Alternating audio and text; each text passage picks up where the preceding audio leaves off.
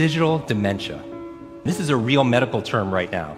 This is the idea that we're outsourcing our brains to our smart devices. We're so reliant on our smartphones that our smartphones are making us stupid.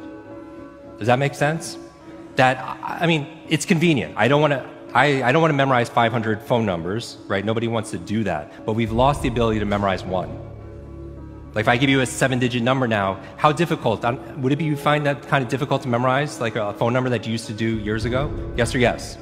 Because if I take my arm and I put it into a sling for 6 months, does it stay the same? Would it even grow stronger? It would what? It would atrophy and grow weaker. Same thing with your mental muscles. If you're relying on your phone to keep your schedules, your to-dos, do simple... I went out to dinner with 10 people recently. There was 10 of us. And 3 people at the end pulled out their phones to divide the bill by 10. Can I borrow someone's phone, please? Anyone? Thank you. Okay, there is a subconscious reaction to these devices when we use them. Okay? What if I were to hold my phone while I'm talking to you? I'm not checking it, it's not buzzing, it's not beeping. I'm nothing. I'm just holding it. Do you feel at this moment that you are the most important thing to me right now? No, you do not. Because there is a subconscious reaction we have to the device. When it is out, it makes the people around us feel that they are less important. When we show up to a meeting, or a lunch, or a dinner, with our colleagues, our clients, or our friends, or our families, and we put the phone on the table, we have announced to everyone in the room that they are not that important to us.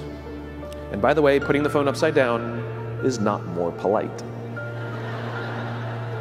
My favorite one is in the meeting or at a lunch with someone that the phone will ring and the caller ID will pop up and they will go, I'm not gonna get it. Oh, so magnanimous. Oh, I'm lucky to eat with you today. Or they could just put the damn thing away. You can tell how addicted we are. When somebody pulls out their phone when you're with them, how uncomfortable does that make us feel? You're walking down the street with someone, they pull their phone out. We feel stupid, so what do? We pull our phones out. We're so addicted. Somebody goes to the bathroom when we're at dinner, and what do we have to sit there by ourselves? God forbid we should look around the room for 5 minutes. We pull our phones out. Meetings, awful. What do we do when a meeting happens, right? Everybody's sitting waiting for the meeting to start. Bob's running a few minutes late. Bob's here? Okay, start the meeting. Do you know when relationships are built? All that in between time. Thank you very much. Parents have to intervene. We have to stop giving our kids free access to social media and phones at young ages. They are not ready for it. Their minds cannot cope with the dopamine. Balance is fine. You can give a kid a phone, but they can't use it in their bedroom. They can't have it at the dinner table. They can't take it to school. They can only have it up to a certain hour, and you take it away.